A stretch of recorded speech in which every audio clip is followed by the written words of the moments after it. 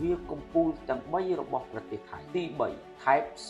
071 Plus វាត្រូវបានរចនាឡើងសម្រាប់បេសកកម្មដឹកជញ្ជូនយោធាវាមិនមែនជានាវាសម្រាប់ប្រយុទ្ធឡើយវាមានសមត្ថភាពផ្ទុកកងទ័ពជើងគោក Marine បានរហូតដល់800នាក់អាចផ្ទុករថយន្តប្រយុទ្ធពីដៃបាន60គ្រឿងវាមានសមត្ថភាពអាចចុះចតឧទ្ធម្ភាគចក្រប្រយុទ្ធដំណើរគ្នាបាន2គ្រឿងនិងផ្ទុកឧទ្ធម្ភាគចក្រប្រយុទ្ធបានរហូតដល់ទៅ4គ្រឿងការផលិតវាសម្រាប់តែប្រតិបត្តិការមនុស្សធម៌និងបេសកកម្មគ្រោះមហន្តរាយតែប៉ុណ្ណោះប្រព័ន្ធការពារខ្លួនរបស់វាដោយសារនាវាផលិតមកក្នុងគោលបំណងដឹកជញ្ជូនអាវុធរបស់វាមានលក្ខណៈការពារខ្លួនប៉ុណ្ណោះមិនមានអាវុធសម្រាប់វាយប្រហារគោលដៅឆ្ងាយឡើយវាមានកាំភ្លើងធំ76មីលីម៉ែត្រមួយដើមផ្នែកខាងមុខភ្លើង30មីលីម៉ែត្រចំនួន4ដើមសម្រាប់បាញ់ស្ទាក់មីស៊ីលប្រឆាំងនាវានិងយន្តហោះហោះទាបដែលចូលមកជានាវាប្រព័ន្ធទប់ទល់មានឧបករណ៍បាញ់ពីខលឆាប់4ដើមដើម្បីខ្លែងភេទកិច្ចពីការវាយប្រហាររបស់មីស៊ីលក្រោមបាតសមុទ្រកាំភ្លើងយន្ត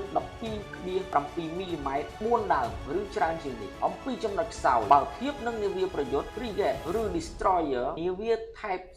071 មានចំណុចខ្សោយសំខាន់ដូចជាវាខ្វះខាតអាវុធសម្រាប់វាយប្រហាររយៈចម្ងាយឆ្ងាយមិនមានប្រព័ន្ធបាញ់មីស៊ីលប្រឆាំងនាវា Anti-ship missile ឬមីស៊ីលការពារដែនអាកាសរយៈចម្ងាយឆ្ងាយឬមធ្យមឡើយចំណុចខ្សោយធំបំផុតនាវាមានទំហំធំមានទម្ងន់ជាង 20000 តោនធ្វើឲ្យคล้ายជាគោលដៅងាយស្រួលហើយពាសដៃការពារមិនមានកម្រាស់ក្រាស់ដូចជានាវាប្រយុទ្ធឡើយដោយសារទម្ងន់របស់នាវាធ្ងន់ល្បឿនក្នុងការចល័តកិច្ចខ្លួនរបស់នាវាមានសភាពយឺតយ៉ាវបំផុតដែលនេះងាយស្រួលនៅក្នុងការវាយប្រហារទាំងមីស៊ីលនៅលើផ្ទៃទឹកមីស៊ីលលើអាកាសនិងកាំភ្លើងធំបាញ់ការពារដែនសមុទ្រប្រភេទអាវុធដែលអាចកំទេចវាបានមានដូចជាមីស៊ីលប្រឆាំងនាវា Anti-ship missile មីស៊ីលវាយប្រហារនៅលើផ្ទៃទឹកគ្រាន់តែបាញ់មួយគ្រាប់ឬពីរគ្រាប់ក៏អាចបង្កការខូចខាតធ្ងន់ធ្ងរដល់នាវាបានដែរ